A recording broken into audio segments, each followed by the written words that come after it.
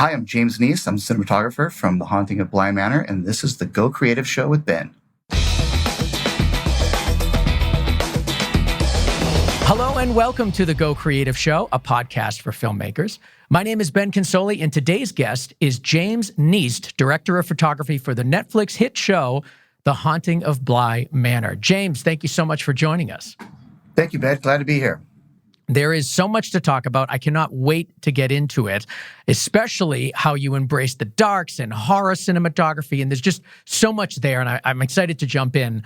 But before we do, just real quick, I want to thank our sponsor, MZ Education for Creatives. Find them at gocreativeshow.com/MZ. And don't forget, GCS20 for 20% off of your purchase from MZ.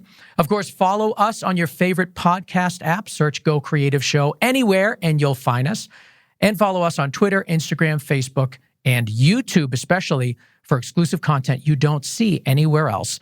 Right there at Go Creative Show's YouTube channel. All things Go Creative Show at gocreativeshow.com. The Haunting of Bly Manor it's a sequel to, or kind of in the same world as The Haunting of, what's the other show? Oh, it's The Haunting of Hill House. Haunting of Hill House. So were you involved in The Haunting of Hill House at all? I was not. The Haunting of Hill House was shot by Michael Fimignori, who's a longtime collaborator with Mike Flanagan. He did other movies with him like Dr. Sleep, most of Michael's films, actually. I was brought in actually halfway through the season for The Haunting of Bly Manor, which has turned out to be a kind of a one-off. It was a sequel to some regards, but it's a completely different show. I think a lot of the core fan base was a little shocked at the differences, but I think it brought in a whole new fan base and kind of just showed a whole other side of Mike Flanagan and his creations. Did you get pushback? Do people actually complain about it? I mean, it seems like to me, when watching it, it seems like it's in the same world. It's not necessarily two, intertwined stories. Yeah, it's really careful. You have to either be able to listen and read social media and let it slide off your back, or you can kind of, swallow it with the rest of the pushback you get from people. I think there was a large fan base that did not care for The Haunting of Bly Manor. They were expecting a little bit more Haunting Hill House, a little bit scarier. The Haunting of Bly was a little bit more about relationships and a little delve deeper in about love and trust and deception and a lot of things like that. So there was a lot more layers in it, which I thought was really fascinating. It was even kind of hard to track as I first started to get involved with the project. I had to reread the scripts a couple of times and kind of understand what was happening, because a lot of it happens in sort of a dreamscape.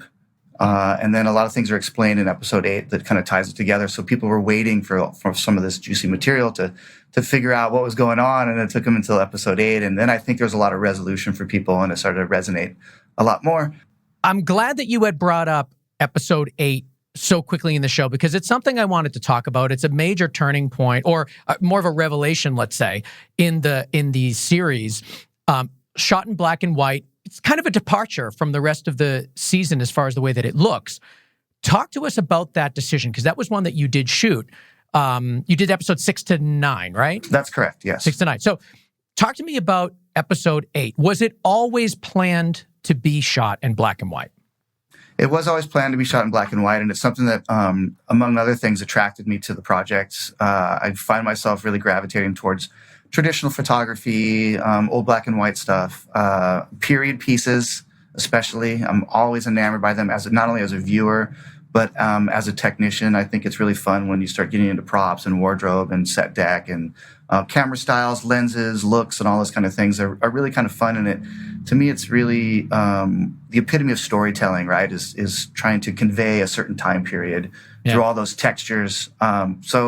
So it was really attractive to me because I really wanted to sink my teeth into it. It was really fun, and the sets and all that were designed really, really well, and so they really helped convey those time periods. There is in episode 8 kind of a transition between a couple hundred years in the life of the manor, and so it was kind of fun to be a part of that and see how it all came together, and tried to lean on it lighting wise. We also started to introduce a little bit of color back into that episode as it came closer and closer to our modern era. Yeah. So let's talk about, first of all, it's going to be black and white. What were your did you change camera package? Did you change the way you lit? What was your approach to making that episode look the way it did? Yes, it was always intended to be black and white. So we created a LUT, which is a lookup table, which basically takes your raw footage and gives it, shapes it with a kind of look with contrast and color and saturation. So we designed and built a LUT that would give us this black and white, but also enable us to come back a little bit with color as we transitioned in. So it wasn't necessarily shot completely in black and white with a black and white camera, but our LUT was a black and white LUT until, like I said, later and later on in the episode. It does enable you to light things a bit differently. I think harder light really speaks well in black and white. And there's an interesting thing too as well with like tonalities, certain colors, they don't really correlate from color to black and white as well. And so it's an old zone system. So each color is kind of represented by a tone of lightness and darkness. So it's funny because you'll look at things to your eye, especially lighting wise, and you'll think that it has a certain contrast or a certain tonal range, when in fact, it's not represented that way in black and white. So it's a little bit interesting when you're choosing wall colors and paint colors and wardrobe colors and things like that, that you take into consideration how they register in black and white. So you must have done a pretty significant amount of testing for this episode just to get those decisions made as far as wardrobe and props and all that. For wardrobe and props, we did, we try to get things in front of the camera as often as possible as we're approaching this episode. In episodics, things are pretty busy, and we're always trying to find time to, don't necessarily have the same luxuries as you do in features where you can test and test and test and test. Especially coming on board halfway through the project, I was always playing a little bit of catch up. But I think it's important to force the issue and make sure you get things in front of the camera, because there's nothing worse than being on the day and things not working out or things aren't really coming out as fulfilling expectations, because isn't that really what we all do, is manage expectations? Yeah. Not only of ourselves, but our compatriots and our colleagues and ultimately those studios and our bosses. The series has a lot of mood to it. It's dark. It has that softness that I definitely want to talk to you about, like how you got that nice soft look around it. But it lives a lot in the shadows, like I think all horror and kind of scary, creepy things do. When you're filming in black and white, and you already have a series that's living in the shadows, let's say, for lack of a better term, do you change the way that you film or light for those darks when you're working in black and white? For me, it's interesting because, there's an expectation of continuity through the series, but I'm always feeling motivated to keep things fresh and trying to introduce slightly new looks, maybe slightly new camera languages that really are specific to that episode, or specific to a story point, specific to a character maybe, or maybe just specific to a mood or a moment in that scene, with lighting and camera work and things like that. So approaching the black and white episode, definitely thought about making things darker. It was period, so nothing's really lit by any kind of incandescent lighting. It's all supposed to be lit by moonlight, sunlight, candlelight. That's a good point. Yeah. Which inherently makes things darker, things fall off faster, and also makes some of the highlights brighter, because if you're next to a flame or something like that, it's inherently much, much brighter than it would be just a few feet away, which can help you a little bit because you can hide things in the shadows. I think that's one of the things about genre filmmaking is that it's what you don't see that's potentially unnerving. So you can use that a lot in those period pieces with candlelight, and even stuff that had incandescent lighting, but it wasn't as powerful as, today we have LEDs and fluorescence where things are bright for the most part. But I think throughout history, people lived a lot more in darkness. And so it's kind of fun to embrace that and use it to your advantage in the storytelling. It's a good point that you're working within a time period that didn't have incandescent lights. So you are kind of bound to, candlelight, moonlight, sunlight. What kind of actual lights are you bringing in to give you that illusion of candlelight and sunlight and moonlight? How do you make it feel real? Well, it's interesting nowadays with our cameras, they're so sensitive, right? They're so light sensitive. I came up with 100 ASA film and, everything was really hot. We had hot lights beaming in, we had hot lights on set. And it was, on, sets were like Petri dishes. One person would get sick and the heat would make everybody uncomfortable. Nowadays with LEDs, you have a lot more control. You have a lot more control with color. You have a lot more control with dimming. We have, gaffers walking around set with an iPad that's controlling everything wirelessly. I even tease that some of the young electricians don't even wear gloves anymore. I came up as an electrician. I was a gaffer for 100 years. And, everybody had gloves because everything you touched would literally burn you. Exactly. And, more of that's fun. But nowadays with LEDs, things are a little bit easier. We're not have as much waste. We're not throwing gels away. We're able to adjust things on the moment. Like literally during a take, somebody can just ride a light down in intensity or change its color. So I tend to use a lot more LEDs. At first, I was hesitant to embrace that. I was kind of old school. But as they got better and better, the control is pretty amazing. I'm not a big fan of the quality always. Now they're coming out with more and more Fresnel lights that are LED based. So it kind of goes back to that harder, sharper light that's a little bit more controllable. But normally, initially they've been kind of soft and the color hasn't been that great. But this has changed dramatically over the last couple of years. And they're really great tools. I mean, just power alone, like we're not running miles of 4-aught cable anymore. It's all just, extension cords or stingers as we call them. Yeah. So back to our cameras being more sensitive. We're not using that much light anymore. So actually able to use candles in a lot of situations. There's double wick, there's triple wick candles that actually give off a pretty big flame and make it bright enough to photograph, which is kind of shocking having come up in a more traditional photographic environment.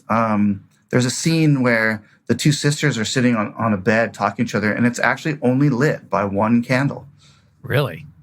Yeah, surprisingly enough. And, we pushed the exposure index of the camera just a little bit, and we have faster lenses.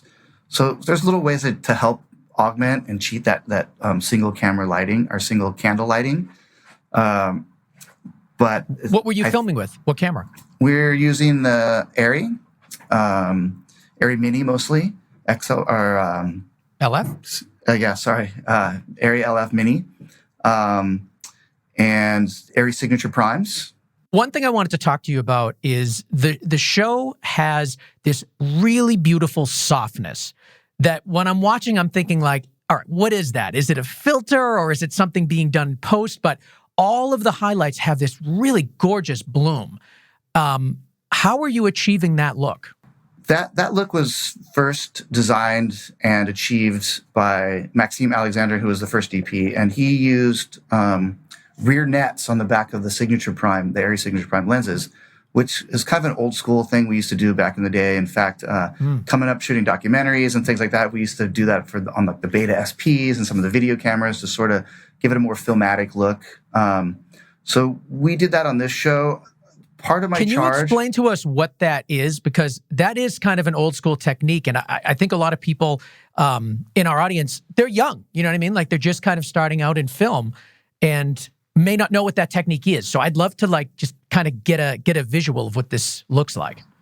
Yeah, so rear netting is taking stockings or pantyhose or some sort of material and stretching it on the back of the lens, the capturing lens. So we used to do it with nail polish, and we'd actually cut it out and stretch it, or a rubber band, and it was kind of a delicate process. And you would sometimes rip the nets or give a run in them when you're handling the lenses. Now they have some pretty amazing discs that are magnetic, and you can create different nets, different color nets. Even some people put fishing line back there to sort of give it an anamorphic flare if you want. And it just slaps right on the back of the lens now and magnetically. And so it gives you a lot of quick variations, some quick changes. You can lose it really quickly. So it goes right on the back of the lens, and then you just so you're just layering this on the back of the lens and then putting it right in. Exactly. Wow. Yeah, That's so crazy. I would love to try something like that. I've never really experimented with it. Yeah, it's fun. There's also been traditionally a specific brand of rear netting. It was a stocking, a Fagal, which I think is Swiss. I know it's becoming harder and harder to find. So there's people that have stashes that are, again, like the light bulbs. It's funny, some of these older techniques and ingredients we've used in the past are sort of becoming more and more rare, and people are starting to hoard them and keep them. We never thought about it back in the day. So Fagal is one. I've used some Chanel ones, but the idea is that the net is irregular in pattern. It's not like a window screen where it's exactly the same, because you'll start to see that to some degrees. If you're shooting not necessarily wide open or you have really shallow focus, you can start to feel the texture. Sometimes you'll see it in autofocus lights, the texture. So the great thing about these stockings is that the weave is totally random, and it's a natural fiber, so that it doesn't really have that synthetic look or synthetic pattern. It's the pattern that's the problem. Yeah, yeah. But you can still do some cool stuff. Like I've used really cheap stockings from, CVS or Save-On or whatever it is, and just stretched them really tight and made sure that we had longer lenses with shallow depth of field. And it just gives that blooms on the highlights, kind of makes the overall image a little bit more romantic, definitely diffused. Does it not work as well with wide lenses? Not with with wide lenses. You have to be sure to use the irregular pattern netting, because it'll become more and more obvious. I see. Now, on the show, the bloom that you guys have created, is that purely just the, what's it called, back netting? Is that what you said? Rear netting, Rear netting. Is it purely just that, or were you also adding some filtration in the front of the lens? Mostly it's the rear netting and some atmosphere on the sets, coupled with the lighting. There were a few times we used diffusion in front of the lens. I tend to like to make people look good, which is sometimes counterintuitive with genre work. Exactly. So that's this internal struggle that I have. And especially like women, I like to make them look complementary in terms of, photography and lighting and stuff like that. And I think that's been, harkens back to like my traditional photographic background. Yeah, I that is a little bit counterintuitive to horror. I mean, well, I don't know. It sort of is, it sort of isn't, because there's plenty of genre films where people just look absolutely gorgeous, and kind of by design, so that when they do end up getting all chopped up and bloody and disgusting, you really have that contrast. But I guess there really is no hard and fast rules in that type of work. No, which is great. Like I said before, the lines are really blurring. That there's things that I don't think were ever considered genre shows, but if you look at the content and you look at the execution, they really do fall in that category. I mean, look at shows like Cape Fear, or there's ones that you wouldn't think are horror movies. I think that initially they kind of got tagged with lower budget approaches, but now the audience really like that. It's great. It's great entertainment. So we've had bigger and bigger budgets, which make better and better looking programs, films, shorts, that kind of stuff. So again, that's all just becoming blurry, right? Like you can't really put a name tag on almost anything out there anymore, which is great. I think it just opens up the corridor for all kinds of interpretation and expressions. There's a piece of equipment that I wanted to ask you about that I read was used on the show, Haunting of Bly Manor, is a Cinefade. I knew you were going to ask that for some reason. I mean, these little things, and maybe it's not a little thing, but whenever there's this little trick, like this little camera trick that allows you to do something, I'm always intrigued. And it's interesting to see how these things are being used. So, first of all, were you using them on your episodes? And if so, can you just explain to us what it was? Yeah, I used it a couple of times. It is a mechanism that allows you to change the T-stop on your lens seamlessly while you're shooting. And what that does is it changes your depth of field. So you can use it to pull your subject off the background by letting the background fall out of focus and letting the subject become the primary focus. You can use it in reverse to let your subject fall back into focus with the background to maybe bring them more into that environment, let them be more encompassed by the environment. And it works seamlessly, and it's pretty easy to program, and you can do it kind of on the fly. And it works really, really well. It's a third-party lens system that we carried, and forgive me, I can't remember the gentleman who owns it and had invented it, but we could look it up. Yeah. So, all right. So I want to make sure I'm understanding it. So you're able to adjust the f-stop, but without adjusting the exposure. Is that? Yeah, it uses NDs, and it uses an internal mechanism that helps you kind of blend those two together as you're shooting. Because like a circular or a graduated, what's the term? A graduated ND, I think is the term, that allows you to adjust the exposure without adjusting the f-stop. This is sort of the reverse of that. Which Well, they work in conjunction. So you would basically dial in more ND and the T-stop would open up at the same time. Okay, but the effect is it doesn't look like there's any fluctuation in exposure. Exactly. But you add, I guess you can get deeper or narrower focus. That's interesting. My camera, I have an Sony FS5, and it has a wheel on it that allows you to. It's basically that variable ND, like in camera, but that only adjusts the ND. It only adjusts the exposure. So I can like go from inside to outside with the same f-stop and be able to adjust exposure. This is complete, like the opposite of that. This allows that's you to, one element of it now, and it works in conjunction with the lens. The lens actually opens up as your ND increases, or vice versa. Now that can create a really interesting effect, but something that's so like noticeable. It's sort of like the way that the Jaws effect has become so synonymous with that movie, and you can really only do it a couple times because it's such a visible, trick, if you will. So you're doing something like this in your show. How, like, what is making you feel like a particular scene or a particular moment is warranting this type of approach? I guess it just kind of depends. I think you can, especially when you fall in love with some sort of piece of equipment, you tend to find ways and ways to justify using it a lot. Yeah. And it's open to interpretation, right? So the more you get to know it, you can start to find different ways to use it, and sometimes it's more subtle, sometimes a little bit more on the nose. For me, it was a great tool when you wanted the character to show a little sense of realization or maybe isolation, some sort of moment that you wanted to really put a stamp on, and show that there's something going on with the character, whether it's internally or externally, and to shift the norm that you've established in the scene, and I can see using it for maybe some sort of POVs or some sort of realization when people are having, maybe a hallucination, or they're having a moment where they feel isolated in a conversation, and maybe the sound would drown out and it become, like Charlie Brown, wop, wop, wop, wop, and then you would use the lens to separate them out. You'd use that technique to separate them out.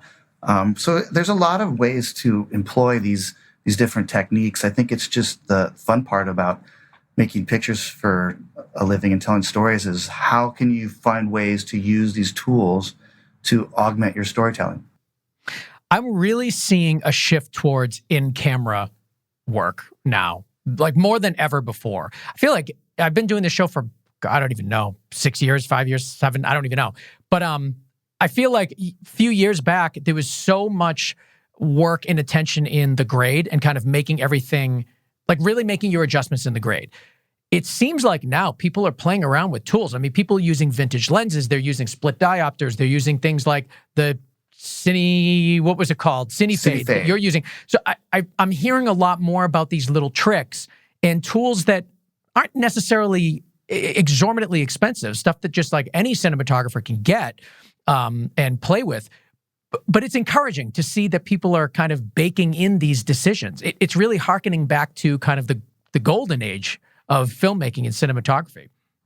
Oh, I miss film so much. I mean, we used to do so many fun things like baking film and cross-processing and, opening the door of the camera while we're rolling to get some, light streaks and flares and things like that. And I think that was the really fun part, except for that you never really knew exactly what you were going to get. And I think it was kind of hard to answer to some of the bosses, I guess, or the studios. So I think, but it was fun. It was really experimental. And people started doing that. We used to cross-process or do a print before we did a telecine so that there was only so much latitude you could change the look from between color and exposure and stuff like that. With digital, there's so much latitude now too. And if you don't somehow try to protect your initial image and your initial viewpoint on the photography, then they can change it later anytime. So I think we're getting back into that a little bit more. And I also think money is a big issue with visual effects. And then just the alchemy of cinematography is kind of coming back. More people are shooting film. More projects are being shot on film. I think there's a little bit of a resurgence. I hope that I can get on that bandwagon at some degree. I miss those days. I miss the etiquette of shooting film, where it was a little bit more just on set, and the way we shot, and we cuts and rolls, and we'd stop, and imagine every 11 minutes we had to reload the camera. So every so often you get a break. Now we'll just keep rolling and rolling and rolling and rolling. The camera operator could have the camera on their shoulder, and it's not uncommon for a director to go up and give notes to an actor while we're still rolling. And I don't think people are as precious with sound now. They're not, you'll have people walking through set. Some people their phone will go off, And it didn't used to be that way. Like it was a lot more precious, a lot more controlled. I think people took it more seriously because film was, it was a commodity that wasn't endless like digital media is now. It's like you just have hard drive after hard drive after hard drive, and there's I can't where producers you only got so much film to shoot for the day, so you had to really plan it out. You had to be very succinct with your takes. Now it's like, well, it's just ones and zeros. Let's just shoot another one. So I kind of miss those days of film in that regard. And also I kind of miss the nervousness of shooting and then waiting for telecine the next day, and you get in the room and it comes up and it's like, it's either hero or zero, and, and little things like things are in focus and scratches and chemistry issues and all that stuff is gone now. And I find that people don't even really watch dailies as much as they used to because they saw it on set already and they know that what we have. And so that kind of magic and that alchemy is lost a little bit in the new digital era. Yeah, So I like the fact that film is kind of making a resurgence. And I hope it continues. I think a lot of it's going to stem largely on where it can get processed. Yeah, that's a big thing. Where can you get the film, and where can you get it? It's hard to find. Like when records kind of made their big resurgence a few years back, record labels were like they couldn't find any place to make these things, and you'd get in queue, and your album wouldn't get made for a year after it was released digitally. So it's like we're kind of. I don't think it's as bad with film, but you didn't have the demand, so you didn't have the supply. But things seem to be changing a little bit. Yeah, I think every director needs to be an editor. That is the key to keeping the number of shots down, is having every director forced to do like an editing training. That would change everything. Well, I always say that we're making puzzle pieces, right? And that's my job a lot, is to give the editor as many puzzle pieces as possible so that he can shape the scene or has at least options, right? That's the key to success anywhere, is having options. Exactly. Let's take a quick break and talk about MZ Education for Creatives. Now, on MZ, you have hundreds of hours of high-quality video-based filmmaking education, covering all sorts of things: directing, cinematography, post-production, visual storytelling, and more. And yes, when you go to gocreativeshow.com/MZ, MZED, you can buy individual courses, but the best way to experience everything that MZ has to offer is becoming an MZ Pro member. What I really love about becoming an MZ Pro member is, I want to know about courses like editing and directing and stuff, and I probably wouldn't buy individual courses about cinematography or other things.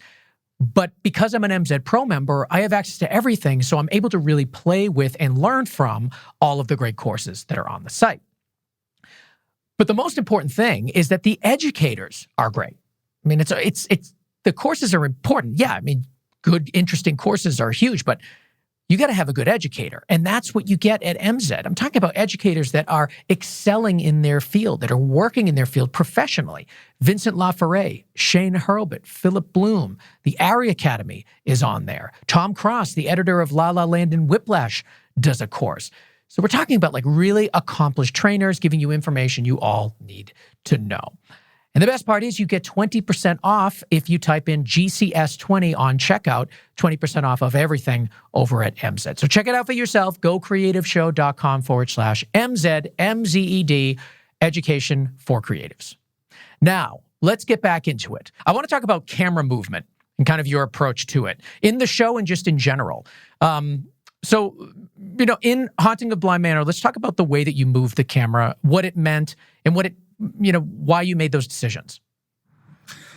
First of all, I love moving the camera. I think it's an integral part of the storytelling. I also think that our audiences are so sophisticated now that they need to feel like there's some action happening, that they're part of this like poetic dance, right, between the actors and the camera and the sets. And maybe our attention spans aren't nearly as long as they used to be. So if things become static, I think people start to lose interest a little bit. So I like to try to move the camera all the time. I like to try to find ways that editorially it can be woven together from shot to shot. And nowadays there's so many ways to move the camera, and it's fairly easy with all of our stabilized heads, techno cranes, drones, and then just basic, run-of-the-mill dolly moves. I mean, it's an art form to push the dolly and operate and make it really, really smooth. And I think that we were losing that a little bit with some of the handheld era that we went through. Now things are come back, and I think if you, as a viewer, you can see there's a lot of really beautiful cinematic camera moves out there, even on budget challenge shows. So I'm constantly motivated to move the camera. On Bly, we did it quite a bit, and I think it's important that you set that language up so that when it's time to stop and maybe show or really let the audience digest a poignant moment, that's when you stop. And that becomes a little bit even more palpable than a camera move, is when you're constantly moving slowly and then all of a sudden, boom, you've really set the stage for the audience to digest maybe a specific element that's in the frame or a specific vibe that the actors are giving off. So it kind of goes hand in hand, right? Move the camera, don't move the camera. And it's a yin and yang of storytelling. And on Bly, we did Steadicam, Techno Crane, a lot of dolly moves. I like a slider to some degree, but there's a tool called the Dana Dolly, and it's basically some really smooth wheels with a cheese plate you can put a head on, and you can put it on any length of pipe that you can support. So a slider is something between like 2 and 5 feet long. I've done Dana Dolly moves that are 20 feet long. And it doesn't take much. 2 stands, a couple pieces of pipe, put this thing on there, and now you're moving. And I find it moves with good wheels. It moves even smoother than a slider, and sometimes even smoother than a dolly, because it's one person moving the camera and panning or tilting at the same time, as opposed to 2 people trying to work in conjunction. I'm a big fan of the Dana Dolly. We use it a lot. I find it better, especially if you have like heavier camera rigs. The heavier camera rigs on sliders, I don't know, it doesn't work as well. Like, you really need to balance your weight so that it's balanced right to the center of that slider, if that makes sense. I'm not really explaining it well, but it's hard to be top heavy or back heavy on a slider. You just don't have the same smoothness. Dana Dolly seems more forgiving to me. I mean, I agree with you 100%. And I think you're right. The bigger the camera, the better. It has that mass that helps the inertia, helps it move in a smoother, slower way. I'll even sometimes set the Dana Dolly at a little bit of an angle and just sort of give it a little bit of a push, like curling or something, and just kind of let it go and let it find its own thing, because it's just sometimes just little tiny moves that we're looking for. Oh, that's cool. So you'll just kind of push it and let it go. Yeah, and there's like a tango, so you can make it level, but you make the track kind of sloped, and you just let it do its own thing, and then you're not overanalyzing, overthinking it, or over manipulating it, right? It's just kind of doing its thing, and you're just guiding it slowly, as opposed to having to force it. Yeah, people don't realize, especially if you're doing a slow move, you really have to know what you're doing. Like, you really need someone to push that thing. I know you're looking at it, and if you haven't worked with if somebody hasn't worked with a dolly grip before, you're thinking to yourself, well, how is this hard? I'm just pushing the camera. So what? Yeah. Try it. Try it for yourself. Make it smooth and make it slow, and you will soon realize that you should have spent that money on a dolly grip. Well, like you said, moving the camera slow is one of the hardest things to do, especially on a dolly or a slider or a Dana Dolly. Even on a Techno Crane, like sometimes it'll chatter a little bit. And shout out to all the dolly grips out there. They're unsung heroes. I mean, they are camera operators in themselves. Same with crane operators. Same with a camera car driver. They are part of the camera operation. So they don't usually get credit for it, but somebody who's really good and is easy to communicate with and has some instinct. I mean, a lot of it's instinct, and it's stuff you can't necessarily teach. It can grow through experience. And a lot of it stems from confidence. Like you can't be like, and you see it a lot of times too, especially when you have day players come in and they don't necessarily know the language of the show. And they're like, should I pan? Should I not pan? And you feel their trepidation, right? And it definitely translates right through the lens. So confidence is a big key. Even if you make a mistake and you go to the wrong place, do it with confidence, right? Make it a usable shot. Like, so I meant I never to do that. I promise. Yeah, like, oh, that was a choice, and it might have been not. And everything's so subjective, right? We all have different choices. We see things differently. So I think it's a lot easier to defend an errant choice than it is to defend maybe lack of confidence and searching around a little bit.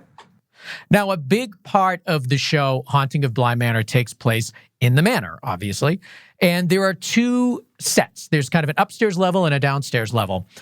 Talk to me about the challenges that you face kind of blending those two, and maybe some of the behind-the-scenes stuff that the viewers aren't realizing are actually difficult to achieve with those two sets.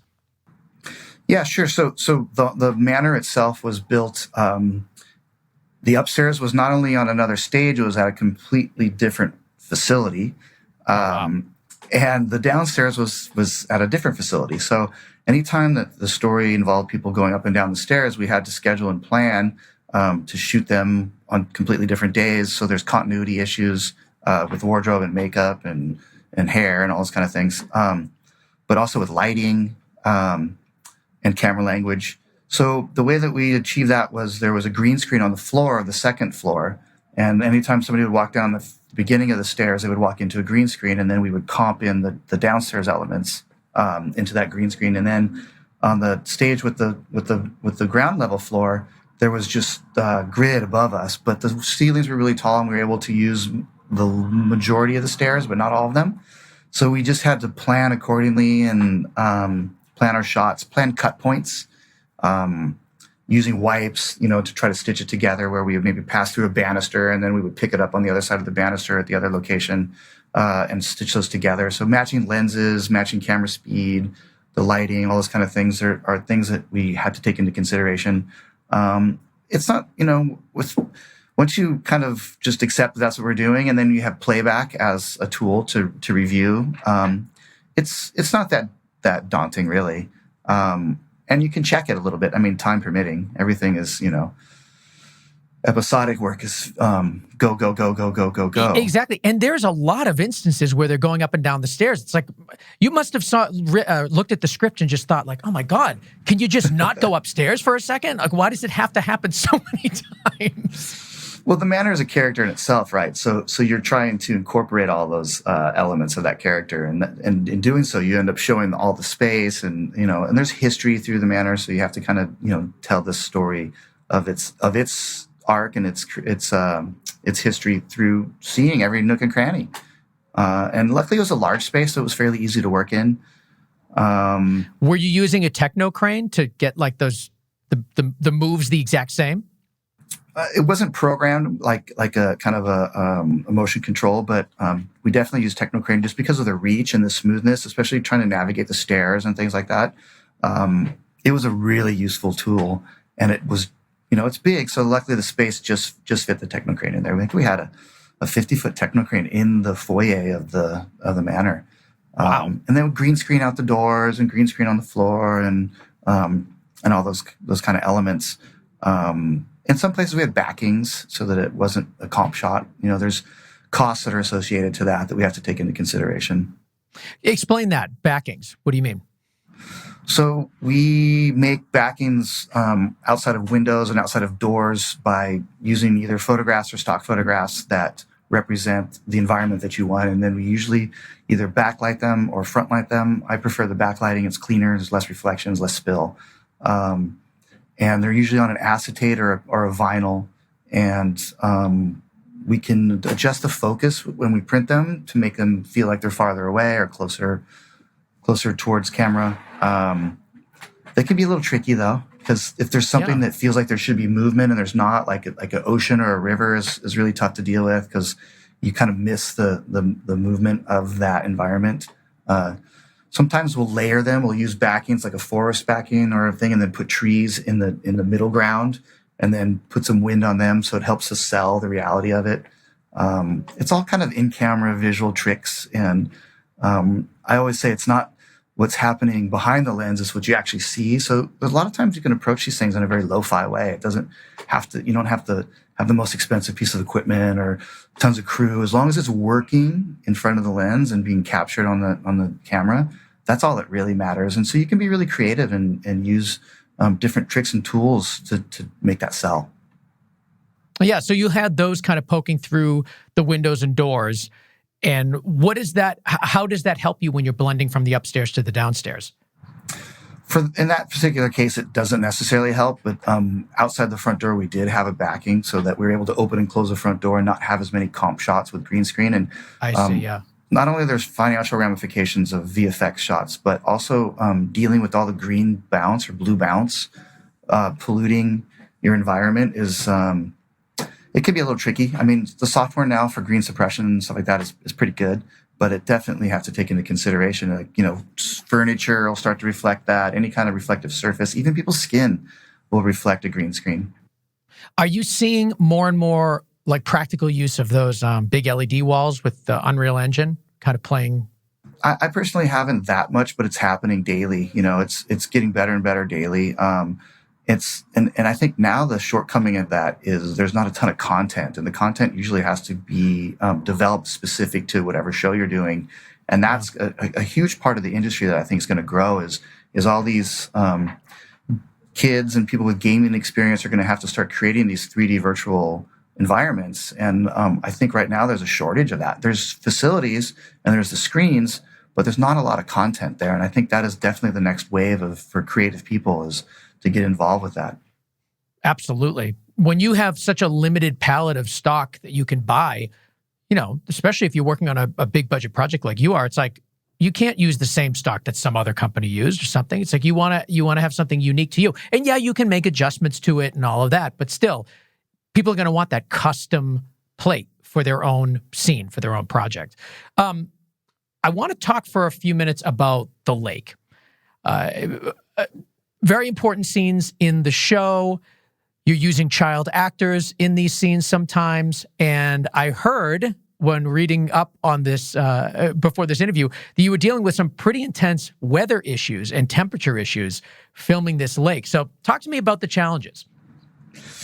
So we built a lake in Vancouver, and the show ran into the winter time. So you can just imagine the weather here. And I mean, it actually snows, and there's times we showed up on set, there was 3 feet of snow on set, and so it was supposed to take place in spring.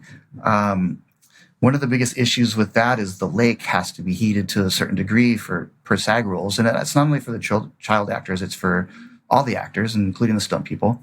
And inevitably you have cold air and hot water, and you basically have steam. So sometimes the steam was all encompassing, and it was a little bit of a problem. When I got involved, they had only shot the lake a little bit.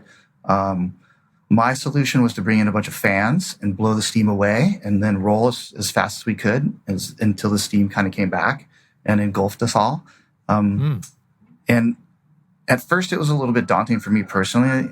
Then I started to kind of embrace it, started to add more atmosphere in the surrounding woods and surrounding area just to kind of blend it all together so it didn't feel like they were just in a jacuzzi in the middle of the winter there.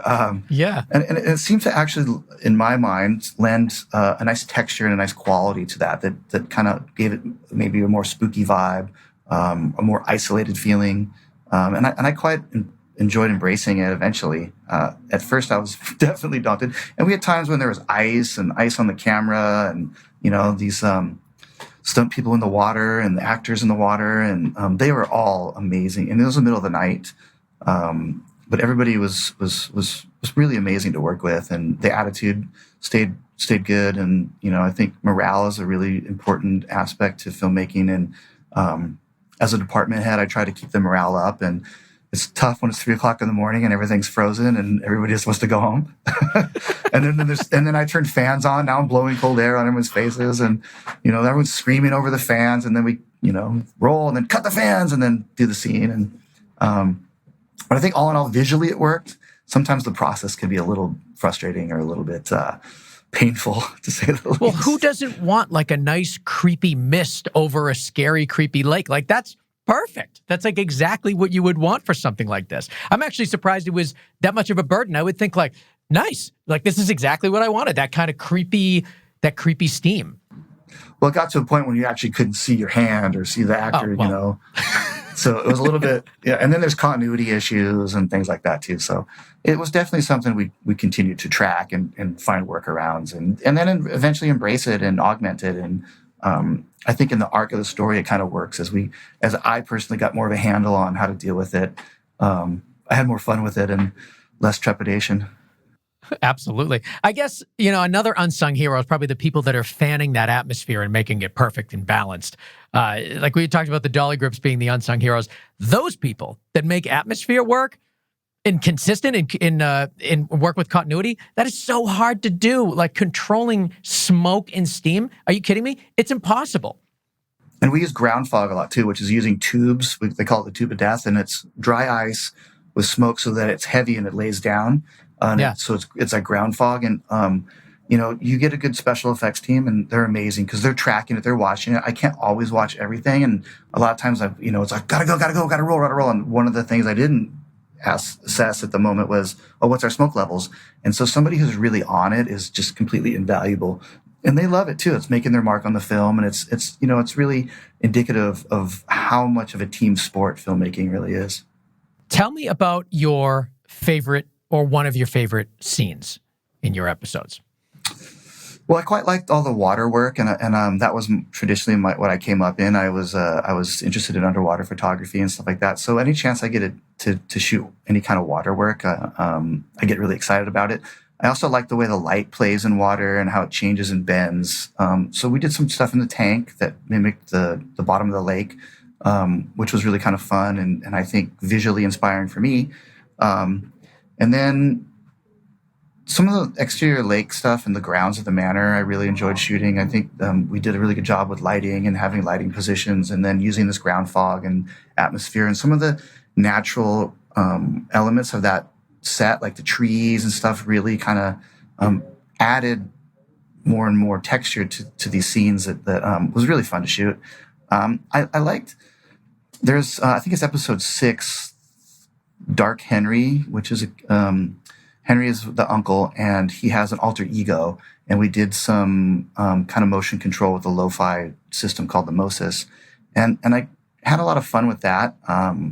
Lighting wise, making Dark Henry be dark, also kind of doing this twinning aspect with a really lo-fi. It's basically a repeatable dolly and a repeatable head, but it doesn't have booming up and down. It can tilt, it can pan, and it tracks on a dolly. It's a straight track.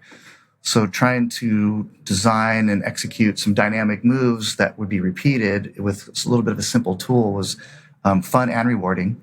And I like the way that it came out in the show and the way it delves into his character and some of the struggles he's dealing with internally.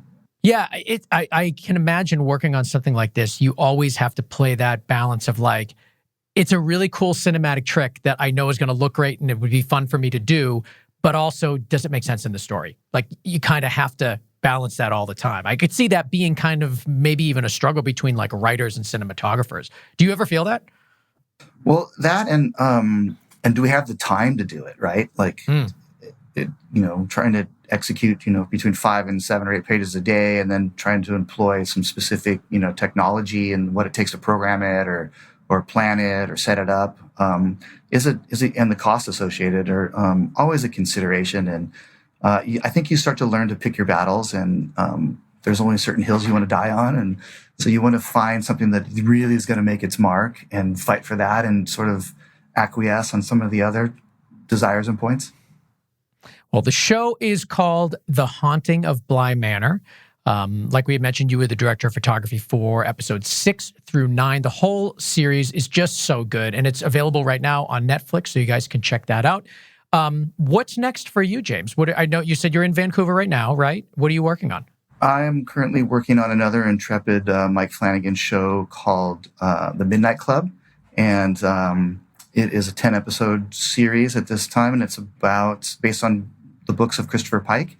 And it's about a group of young people that are in a hospice and some of their experiences they're having. I can't really delve too much into it, but it's great to be working with Mike Flanagan again, and it's great to be back in Vancouver. I quite like it here. The crews are amazing. Until recently, COVID's been pretty mild up here. Now they're having a little bit of a surge, and I'm missing home a little bit. But yeah, it's good to have a juicy project to sink your teeth into and be involved with really good people and great filmmakers. That's awesome. Where can people go to learn more about you and see your work? I guess I do have a website, jameskniest.com. And then IMDb is always a good way to kind of track what people are up to. And I'm pretty open if people ever want to reach out to me. I do get a lot of young students and people just getting into the craft, always asking questions. And time permitting, I'm happy to help and share all my experiences. Well, that's very nice of you. Do you have like an Instagram or Twitter or something they can reach out to you with? Yeah, Instagram's a great way. It's just J Kniest, Kniest. All right, perfect. And we'll put that in the show notes too. J Kniest. Let's see. I'm going to write it down so I don't forget. Great. Kniest. On Instagram, we'll put it there so you guys can. There's an open invite right there to our Go Creative Show audience. So it's perfect. James, thank you so much for joining us. This was such a fun show to watch and a great interview, and I really appreciate it. Thank you. Thank you so much for your time, Ben. Good luck to you. All right, I want to thank James Kniest, the cinematographer for The Haunting of Bly Manor on Netflix. You can check it out for yourself. The show is so good. It looks so good. It's creepy. It's awesome. Check it out for yourself if you haven't already. And of course, check out our producer, Connor Crosby. You can find him at ignitionvisuals.com and Dave Siegel over at siegelsound.com, who mixes and masters and makes the show sound so good. You can find them both at their websites. And of course, more about Go Creative Show can be found on our Facebook, our Instagram, Twitter, and of course, YouTube, where you can get exclusive content that you cannot get anywhere else over there on our YouTube. Of course, follow us on your favorite podcast app. Search Go Creative Show anywhere you get your podcasts, and you'll find us. Hit subscribe, and you will make us all so happy. Give us all a smile, and we really need that and appreciate that. And of course, all things Go Creative Show at gocreativeshow.com. Now, if you guys are interested at all in what I'm doing with my production company, BC Media Productions, check me out at Instagram and Twitter at Ben Consoli. I post a ton of behind-the-scenes clips when I'm on set and also when I'm doing remote production, which is happening more and more in this kind of COVID and post-COVID world. But I want to thank you all for joining us today, and we will see you next week on another episode of Go Creative Show, a podcast for filmmakers.